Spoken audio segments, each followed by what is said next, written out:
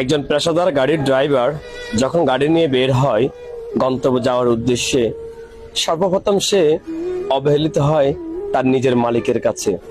একজন মালিক তাকে 20,000 টাকা অ্যাডভান্সের জায়গায় 18,000 টাকা 19,000 টাকা দিয়ে চালিয়ে। শুধু এখানেই শেষ নয়, যখন রাস্তায় গাড়ি নিয়ে বের হয় ওই ড্রাইভারটি কিছুটা দূর যাওয়ার পরে পুলিশে তাকে সিগন্যাল দিয়ে জিজ্ঞেস করে তার লাইসেন্স আছে কিনা কাগজপত্র সবকিছু ঠিক। যদিও বা সবকিছু ঠিক থাকে, পুলিশ বলে ভাই আমরা যেহেতু সিগন্যাল দিয়েছি বিটের টাকাটা অন্তত দিয়ে যান।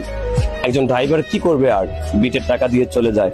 কিছুটা দূর যাওয়ার পরে যখন সে ক্ষুধার্ত থাকে, কোনো একটা পাম্পে বা কোনো একটা পার্কিং গাড়ি সাইড করে, সেখানে তাকে দিতে হয় 50 থেকে 100 টাকা। এখানে শেষ নয় ভাই, যখন কোনো সিটি কর্পোরেশনে প্রবেশ করে একজন ড্রাইভার, তখন সেটা সিটি কর্পোরেশনের নামে হয় চাঁদাবাজির শিকার হয় একজন ড্রাইভার। এখানে কিন্তু শেষ নয় ড্রাইভারের গল্প।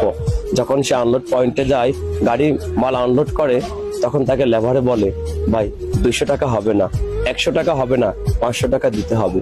সেখানে সে অবহেলা, লাঞ্ছনা, বঞ্চনার শিকার হতে হয়। আরে ভাই, একটা ড্রাইভার প্রতিনিয়ত কতটা জায়গায় লাঞ্ছনা, বঞ্চনার শিকার হচ্ছে আপনারা কেউ জানেন।